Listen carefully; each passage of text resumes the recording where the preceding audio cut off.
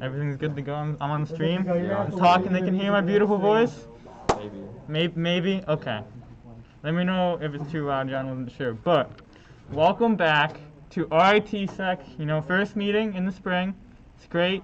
I love to see all the people in person. That's really nice. Right. And yeah, let's get into the meeting. There we go. Remember to please sign in.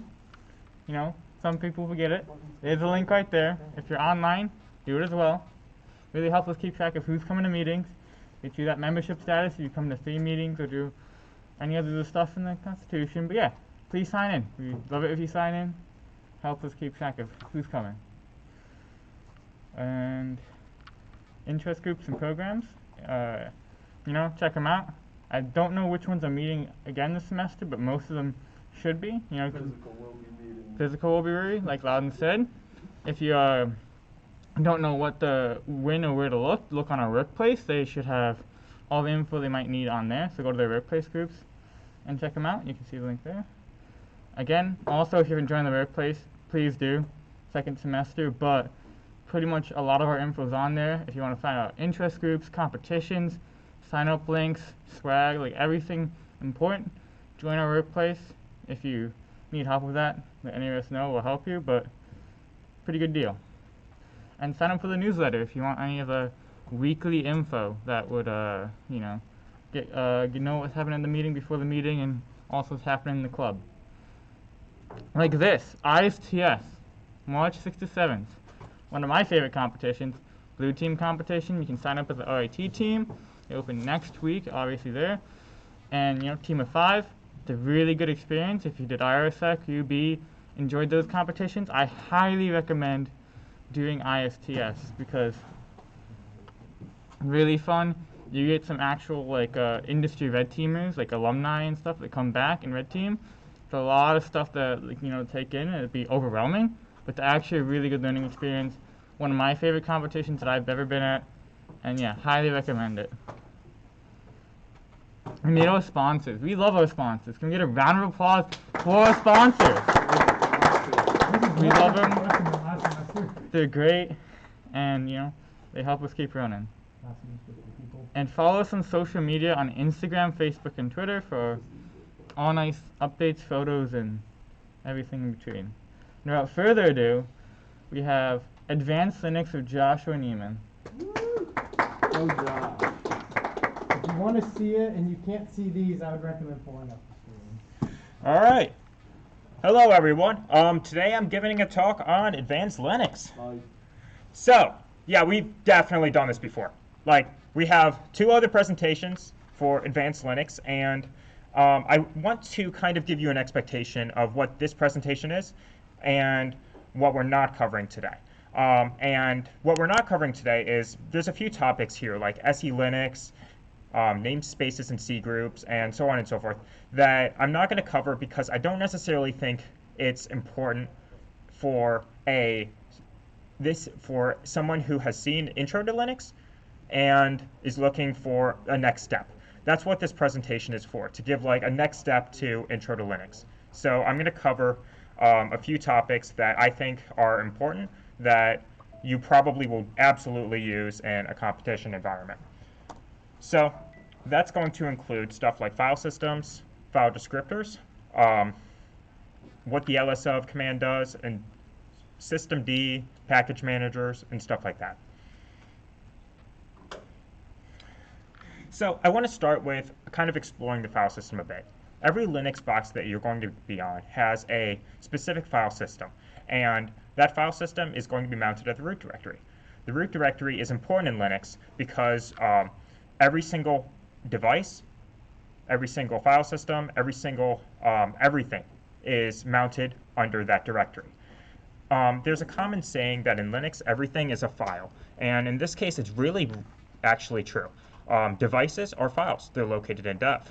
You have configuration files, which are obviously files, and you have system information stored in the likes of, for example, proc or sys, /proc or /sys, that are also files. This is kind of important to recognize in Linux because it's not the same for Windows.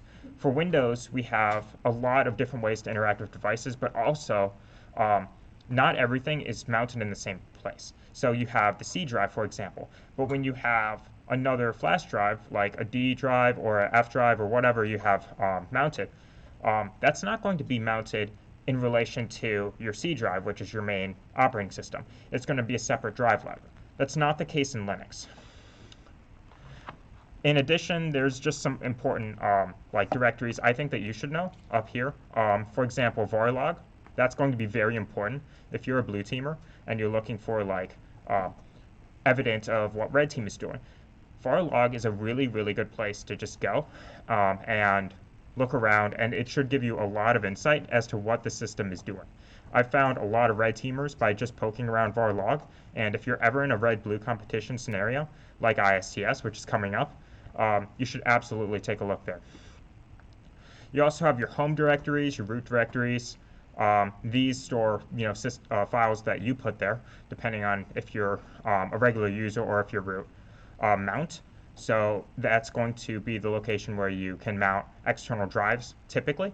The other place that you'll see external drives mounted is media or /run/media, depending on your distro. And we have, I already covered proc, bin and sbin. So the difference between these two is one of them has binaries that are designed for super users, and one of them just has executables. These two directories contain applications that you run in a Linux system.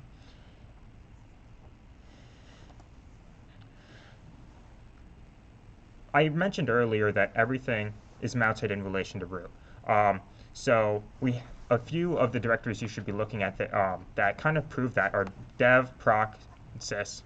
What's up? I'm going to interrupt you for a second here because this is going to look really dumb. Ah. That's not you.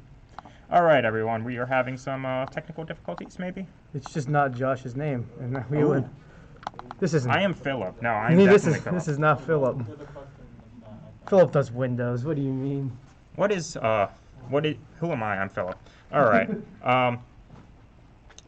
Where was I? Yes. So a lot of these file systems that I just mentioned, dev, proc, sys, and temp, are examples of virtual file systems in a lot of cases. A virtual file system is something that's generated by the kernel. So imagine instead of having like an actual device mounted, like a flash drive, a SSD, or something, the kernel generates these files via a kernel module. So for example, when you look in the proc directory, that file isn't actually like stored anywhere. That file is generated by the kernel on the fly.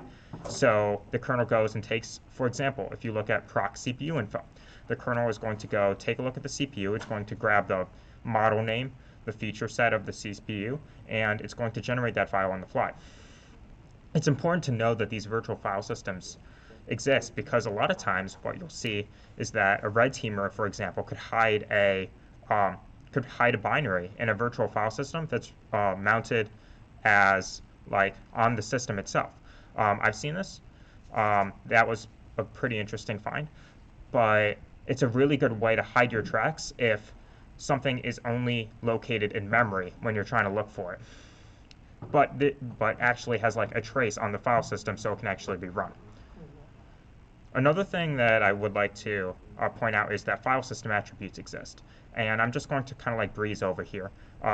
This was covered in a bit more depth in a different advanced Linux presentation.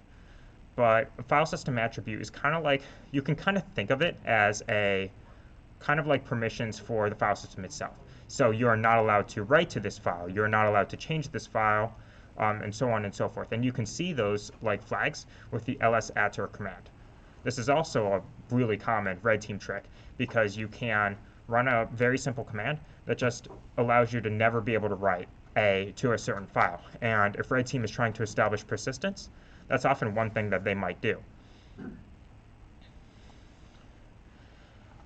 To demonstrate a bit of the virtual file systems I was discussing before, I have a screenshot here of a Ubuntu system.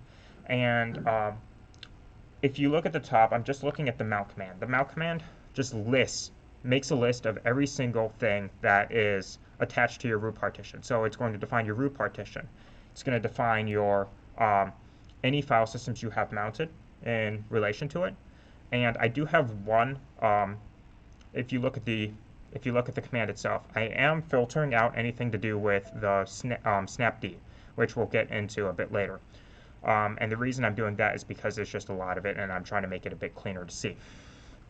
But if you look here, there's like a lot of just file systems, and some of these are virtual, some of them are not. But if you, but you'll notice that there's only like one root partition here, and that's like the only physical device present. The rest of these are just virtual.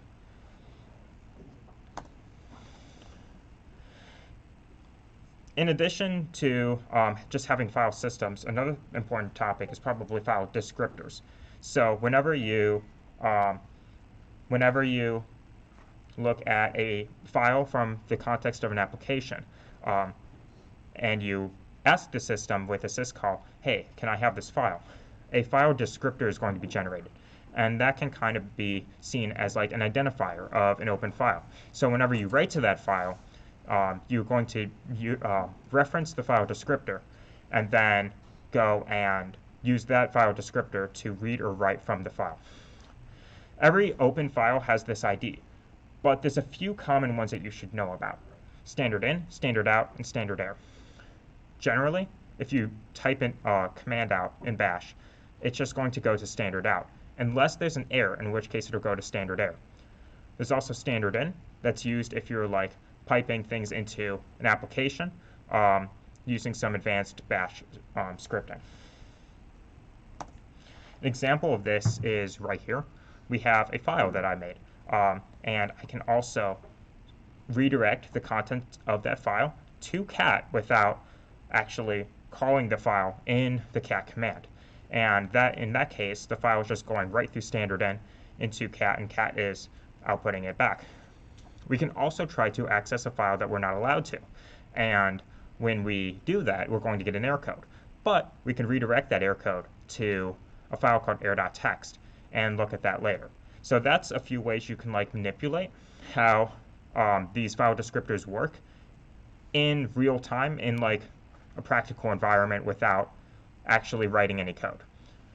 You'll see this a lot in like shell scripts and these redirection operators. So it's kind of important for you to know about. Speaking of files, what if you want to see what files are being used? That is what LSOF does. It just looks for open files, and it will tell you what processes your system is using or what processes your a specific process is using. Blue teamers here should absolutely take note, because LSOF, it does a great job of, is a great tool if you're looking at a piece of malware or you think something's a red team tool but you're not sure. The LSOF command, if something is running, can give you a really, really clear indication on what's going on. So you'll notice here that I'm running, that I have the PS command. So I'm listing all the processes open in this shell. And I have my shell, which is ZSH here. And I can say I want LSOF of the process, that process ID, and it will just give me every single file that, every single file descriptor that's currently open by my ZSH shell. Switching gears a bit, I want to take a look at Systemd. According to Systemd's site, Systemd is a suite of basic building blocks for a Linux system. And that's basically what it is. There's a lot of memes about Systemd kind of taking over everything, and that's because it kind of has. Systemd is responsible for boot now. It's responsible for logging in, it's responsible for DNS, and it's responsible for NTP and like time and date for the system. It used to be that each one of these had their own separate separate tools and separate like separate ways of doing that, but they've kind of been compressed into one specific software package. And there are some people who dislike Systemd just because of how much it's kind of taken over everything. However, the benefits of Systemd, in my opinion, far outweigh any downsides, and that is that you have a standardized platform for a lot of like really common basic system functionality that's included in almost every OS, every Linux-based OS at this point. So what you won't see while you won't see systemd everywhere, it's in enough distros and the commands translate across them that it's really helpful for a Linux systems administrator. So with systemd, you have a bunch of notable like components, and I've discussed this a bit. So you have time, logging, login, and so on and so forth. But the other thing you should note about systemd is that you can write your own services, and so stuff like LightDM, which would be a login manager for a GUI-based Linux system, snapd, which we'll discuss in a bit later, Bluetooth, network manager. All the things that keep the system running is often started or stopped by systemd. Systemd acts as the service manager there, but it does also, since it runs at init level init 1, it is the first process that's going to be spawned when you boot up Linux, and thus you have to use systemd in order to start basically anything from boot.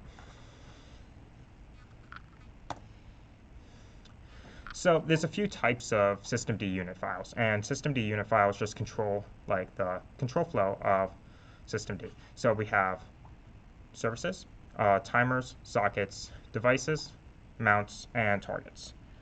A service is exactly what you think it is. It's a process that's running in a daemon mode that systemd controls, and systemd will often like control logs for that service, and so on and so forth.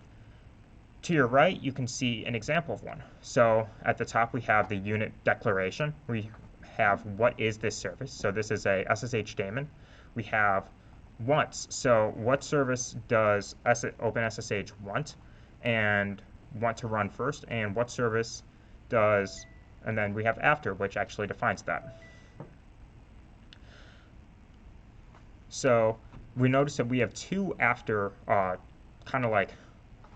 we have two afters here. We have sshd genkeys.service. So if you're on a new Linux system and you don't have like SSH host keys generated yet, that's what that service does. And we also have after network.target. And we'll talk about targets a bit in a second, but essentially after the network comes up, we want SSHD to run. So below that, we'll see we have the service section that has exec start. So what command do I run? Exec reload. How do I like restart this process? And what happens if this process is killed? Do I immediately restart, or do I just not and let the user deal with it? We also have install. So wanted by multi-user.target. So that's a kind of like a way for you to say, yeah, whenever I start up my system, I want, and whenever I start up my system, this target says that this target will be linked to OpenSSH and it will start up. I've mentioned targets a few times now, but I haven't really explained what they are. So a target is kind of like a collection of systemd services. So you can say, specifically related to startup. So you can say, hey, look, I want to associate like OpenSSH with multi-user.target.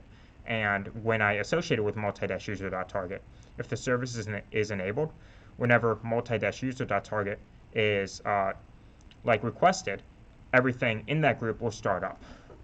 In this case, multi-user.target is kind of like a blanket target for just a graphical session for a Linux host. So you'll see that a lot when you're looking at like systemd unit files, because it's a really, really common one since it's just what starts up whenever you start up the system. You can also use timers, which is kind of like a replacement for Cron, which we'll talk about in a second. We also have devices. So let's say I have a file system or something that I'm trying to mount. Mount and device are really good ways to deal with that. And there's a bunch of other systemd unit files. I'm not covering them all here, but I'd encourage you to go to systemd's website and take a look around if you're interested. Cron is,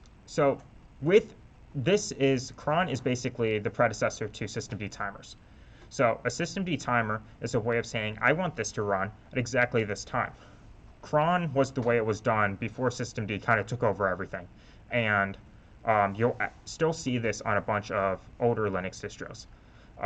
Even looking at like Ubuntu 20.04 or Ubuntu 18.04, Cron really doesn't exist anymore, but it's still really important to know about, especially since if you get an older system in a competition, this is a really good way to hide red team tooling. Cron is, so we mentioned that we can schedule tasks with Cron, and this is similar to schedule tasks on Windows, but not really, because schedule tasks on Windows has a lot more options. It's not quite as easy to use as Cron. This is commonly used to have cleanup scripts, red team persistence, services, etc. But this is basically completely deprecated at this point. This is an example of a cron file, and unfortunately the RedSec logo seems to be kind of blocking the bottom left of the screen. But what you'll see is you have a 1 star followed by a 1 followed by 3 stars. And that corresponds to the month, the hour, the date of the month, and the day of week. So you can specify how you want things to run based on those values. So you can say, hey, every single hour, I want to arm-rf var cache stuff. And you can do that by putting a 1 in the hour column and stars everywhere else. And that's what I've done here. You should also note that user cron tabs exist in addition to like a system cron tab or a root cron tab. And all of these files are located in etc cron, but the easiest way to like actually go and look at a cron job is just to type cron tab-e. Cron tab-e is a kind of like alias that not only edits the file in question, but also reloads the cron tab so that it actually like runs without having to reboot the system or the service.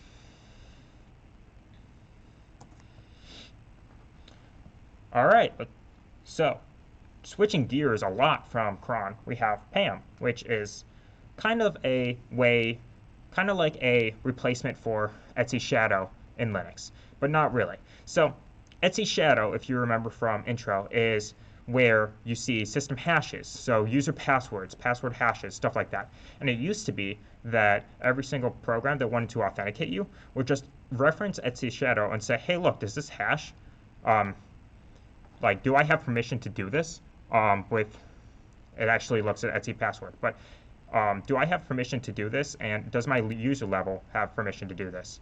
But that's not really, okay, that was a pretty bad explanation. So Pam does authentication stuff that's very much simpler than etc Shadow. So etc Shadow is a file, it has hashes, and it has a user. When you log in, your password is hashed, and it just says, hey, is this hash the same as what's in etc Shadow? And if that is the case, it lets you in. Pam is a way to extend that. So Pam is important for biometrics, for two-factor authentication. And how it works instead is when you go to authenticate, you will go to your system will ask Pam and say, hey, what config file do I use here for this particular service? And it may say something like SSH. So it says, okay, so for SSH, how do I authenticate a user? And it'll say, use the common system for authentication. So after that, it'll say, okay, let me jump to that common system for authentication. And it will go down through a list of ways that you can authenticate. So you can say stuff like, hey, I have a biometric authentication that I want to use. And it says, okay, if that works, I will let you into the system. So if you look here, we have an example of a PAM configuration file. So we have authentication, account, password, and session. And while I don't really want you to look at this and immediately think you have to know everything about it, I do want to impress upon you how easy it is to break this as a red team. So we have, this is a stock PAM configuration file from a Linux system. But if I go to the next slide here, with 3 changes, I've just taken over your system. How did I do that? Well, on the previous slide, you'll notice that Pam_Shellz is required. So in order to get into this module, you have to first pass Pam_Shellz. But what if I change that to optional and then just add my own that works, that is sufficient? Well, if I do that and I have Pam_system.so defined, I've just completely taken over your system, and because I can define things like a backdoor password that I want to work, and it looks legitimate. Like if a user looked at this and said, hey, this would look relatively correct. So you should be very, very careful if you're a blue teamer and you're looking for a place where red team could be, how red team could be getting in. Pam is a really good location for that, and you should absolutely be checking when you have competitions. Next up, let's talk about package managers. So package managers are a really good way to kind of fix a lot of problems for Linux. For Windows, historically, you've had to go to a website and download an executable to install a piece of software. Linux has had this fixed for a while by having a repository of packages, libraries, kernels, and otherwise that you can just download things from a repo. So you can kind of think of this as an app store, but a lot more complicated. So in addition to just having apps, you have every single system component. And this is how updates work. This is how package installation works most of the time. And this is how you can add software to your system. Package managers also have source lists. So you can say things like, oh yeah, I have these list of packages, and I have these list of sources where I get those packages. So it's extensible. And you can see this with something like Ubuntu's PPA system. So if you want to add packages, you just go and add a PPA, which stands for Personal Package Archive. And you can run one command, and that repository is added, and immediately you can download things from that repo. It's a really clean way of dealing with the problem of how do I get packages, how do I remove them cleanly, and make it easy for everyone to use.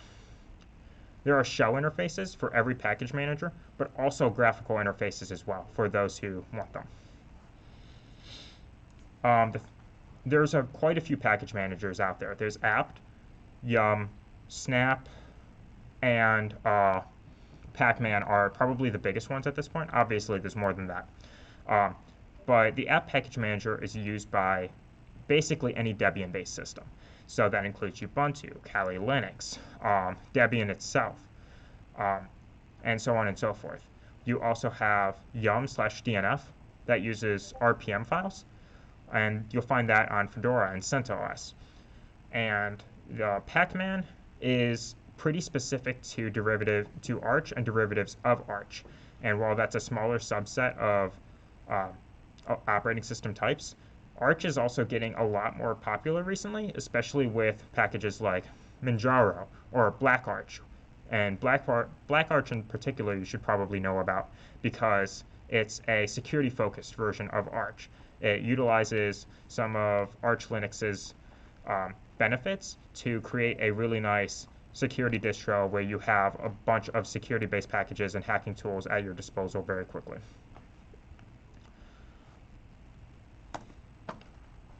So let's take a look at some of the commands you should probably know if you're going to be working with packages. What's up? Maybe. It depends on the day. No, I use Red Star OS. I absolutely use Red Star OS, which you should look up. Red Star OS is the communist distribution. North Korean. Yes, it was created by North Korea. So I use that distro, and that's exactly what I do. It's, yeah, very secure. There are no backdoors in it whatsoever. I just want to make that clear. I have not found one yet. Okay, maybe I found one, but I haven't found two yet. All right. So where was I? Yes, package managers. yeah, so here is kind of like a cheat sheet. If you're trying to install stuff, upgrade stuff, update repos, or clear package cache, there you go. It's really easy. Just sudo apt install package, sudo dnf install package, sudo pacman-s package, and it makes it very clean as well. You don't have to go hunting for executables. Everything is just, most of what you need is just there. And that's one of the primary benefits of Linux, in my opinion, is your ability to just have access to that package manager. I should note Windows is working on this. There's a tool called winget that is not out yet. That will probably be out in like a few revisions of Windows. Maybe in a few months, who knows? But that's something to keep an eye on as well.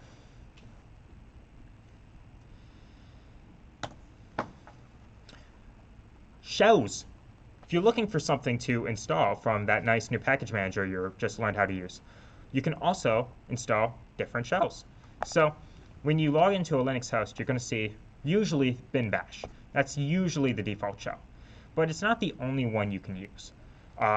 So you can tell your system to change your shell using the change shell command, and whenever you log in, instead of executing bin bash to be your command line interpreter, you can use bin zsh or bin fish. ZSH is probably the one you'll see most people use, and ZSH is known as an exotic shell. It's one of the kind of usually not default, but also more feature-complete versions of a shell. And it's also mostly bash compatible. So if you have a bash script and you use ZSH to execute it, it's probably going to work. Also, you have modification libraries like omyzsh. And I personally use this. ZSH is my shell of choice at the moment. But omyzsh is a really cool way to get plugins and themes on your shell. So if you ever see a RIT-sec member or a security professional with a shell that looks really colorful and pretty, they're probably using a customization engine like omyzsh. There's also omyfish, but we'll get to that in a second. Also, ZSH and fish include some other stuff. For example, better command line autocomplete is a big one. So if you start typing and you hit tab to like get suggestions, the suggestions you get for ZSH will probably be much better, depending on how you have your configuration set up. Usually you also have extra stuff like instead of just hitting tab and to select which autocomplete suggestion you want to use, in ZSH and fish you can actually scroll through them with your arrow keys and then just hit enter. So those are the kind of improvements that you're looking at with an exotic shell over a default shell like bin bash. Not every system is going to have like the ability to install ZSH. If you're on, for example, an IoT device, you're probably just looking at bin.sh, which is basically the simplest shell you can get at this point, but it's on everything. And that's the benefit of bin.sh. Whenever you use it, you probably won't actually like using it because it doesn't really have many of the features or creature comforts that you're used to when you go and actually use a shell. Yes, John, we have heard of the Windows command line. It's called PowerShell, and no, not that trash. not that trash. Okay, PowerShell is trash apparently. Message John for more information. So we're only allowed to use cmd.exe. Okay, understandable. However, I should note that PowerShell is actually on Linux now. There is nothing stopping you from changing your shell, default shell, to PowerShell on Linux. Would I suggest that? Absolutely not. Is it possible? Yes. Only use that. So you only use CMD or you only use PowerShell? On Linux, I'm going to have to use the PowerShell now because that, bash stuff's kind of hard, kind of trash. Okay, John says bash is kind of trash, so he's switching to PowerShell on Linux. John? It's a little outdated. It's old. It's a little outdated according to John. So I would like to see that set up. Please show me when you have this configuration change complete. I'll let you know. All right, sounds good. Rootkitz. This is another really good way that Red Team can get in. I'm looking at a few Red Teamers in the room. So a rootkit is kind of like a kernel module at its core. So kernel module allows for changes in the Linux kernel, and you can use this to write device drivers. You can use this to write like different support for different file systems, USB devices, etc. But in this case, a rootkit is a kernel module that acts maliciously. And because it's running in the kernel, you can basically do anything you want, including hide yourself. So if I am a kernel module and I know that you're going to type ls in a directory that kernel module is located, I can hook that process and filter out the file name of my kernel module. So in theory, if you have a rootkit on your system, the only really good way to know that you have a rootkit installed is to reboot into a different environment and check. And even then, it's not perfect, because if the rootkit isn't located on disk and isn't like started up at boot, for example, if a red teamer just like SSH'd into your box, inserted it, and then deleted the file, you probably wouldn't see that anyway. There is one detection method that you should be aware of if you are a blue teamer, and that is looking through dmessage for the term kernel taint. And you can see an example of this below, although, again, the RITSec logo kind of like covers some stuff here. You can But disable it, Josh, if you want. It's just that little eyeball next to the logo. got it. So I have a kernel module on my host called ACPI_call. So this is actually a legitimate kernel module in this case. It's a module that lets you have like more direct control of specifically like bias UEFI stuff is at its core. But in this case, it's not technically loaded from the mainline Linux kernel. And because of that, it does something called tainting the kernel. So when you have a kernel taint, essentially what that means to the developers of Linux is that, hey, you can't use this kernel when you're submitting a bug report, because we don't know that it's something that we did that caused it. It could be something that this module did.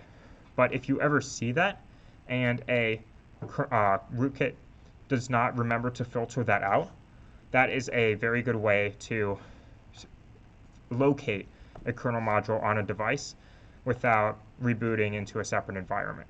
Remember though, this can be overcome by just like filtering it out from the rootkit. All right, do we have any questions?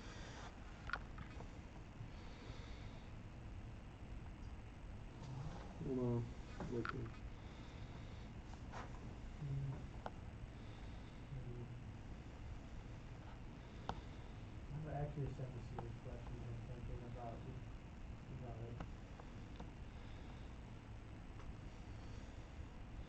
Cool. So when you mentioned the slide with the anti-spam stuff, you gave pointers as to what might be somewhat sus. But do you have any recommendations for, like, should you have a base text file with you to see what you should be looking for? If you know what operating system you're going into, that is actually not a bad idea. Having like a system that you either have access to or have like looked at the PAM configurations beforehand to know what's approximately normal. You can also look at you can also just look for, hey, what's sufficient and what's optional, what's required, and kind of get like, if you look at it long enough, you'll get a baseline of what it should look like, and you'll be able to look at it and say, something isn't right. The best way to kind of fix this, in my opinion, is to reinstall with the purge option. So if you have a package manager that has the -- purge option like apt, what you can do is reinstall the entirety of PAM, and with the -- purge option, it will delete your PAM configurations and reinstall them in a lot of cases. But do note that when you're reinstalling PAM, some funky stuff could happen because that is a core element of the system. Can you repeat the question for the Yes, sorry about that. The question was, if you mentioned that you were looking at PAM on a few slides, is there any good ways that you can actually take a look at a PAM configuration and know that it's sus?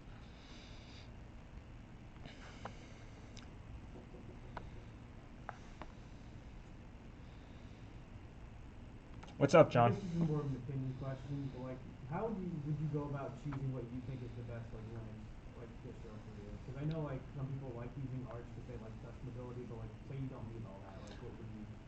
Yeah, so there's actually a few sites that do this that will like, you can kind of like have a quiz of what distro you want. I should probably throw that into the slide deck real quick before I upload it to Workplace. But repeat the question. Of course, I forgot to do that. The question is, how do you pick a Linux distro? What I would do if I were you is think about what package manager you need first, because that's honestly going to be more important than something like which distro are you using. So if you need support for apt-based repos, if you're using stuff that use a lot of apt, you're definitely going to want to pick either Debian or Ubuntu. You should also look at stability. So how stable do I want this to be versus how new of packages do I want? Do I want something that's rock solid stable that's always going to work, or am I okay with a little bit of downtime? Should also look at, hey, what kind of graphical environment do I want? Do I want one at all? And that's important because while you can have like basically any distro with any graphical environment at this point, there's some distros that are better with others with certain environments. For example, Ubuntu, its flagship product is GNOME. So if you want to use GNOME, Ubuntu might be a good choice. One of the points that was brought up in the question was some people like using Arch. How do you know that some people like using Arch compared to other distros? And my advice to there is, if you want to use Arch, you're going to know that you want to use Arch. The by the way I run Arch meme is definitely real. And for those of you who are unaware, Arch is an environment where you basically customize everything yourself. So you say, hey, look, I'm installing my own system, I'm installing my own packages, and I'm choosing how I want the software to look like, as opposed to something like Ubuntu, where you're just going to have all those packages. If you're the kind of person that's going to install Ubuntu, remove everything, and basically reinstall a graphical environment and everything yourself, you're going to want to choose Arch, and that's probably it. But you know you're that kind of person. I wouldn't just recommend anyone new to Linux to just install Arch on their personal hardware and say, hey, I'm going to use this now.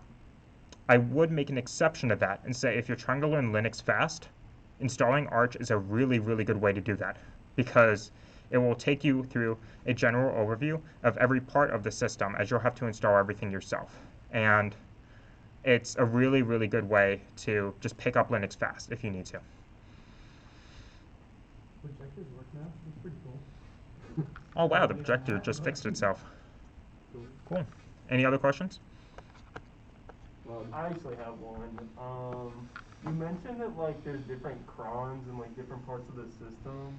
I actually ran into a problem with that at one point where I was like in a competition and I checked one cron, but the malware was in a different one. How Yeah. do you like check all of them? So that's a good question. The question was, hey, there's like multiple different cron files, like for users, for the system, and sometimes if you just run cron tab-e, you won't see what's actually in cron because it's in a different cron tab. And one of the answers to that I would give is there are certain locations you can look for in the system that just will have cron files. So one of those is etc cron.d, for example. So if you look in that directory and look at all of the files, you'll see every single cron tab. I'm trying to remember off the top of my head if there's one in your user directory. So there might be one in /home, /your username, and that would be a good place to check too. Cool. Okay, so we have some comments. I tried to install Arch on a Raspberry Pi and it hurt. Yeah, I completely agree. Arch on ARM is interesting. And a summary of what's been covered. Advanced-ish Linux is what's been covered.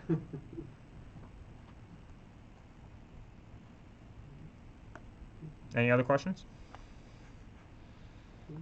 All right, I think that's it.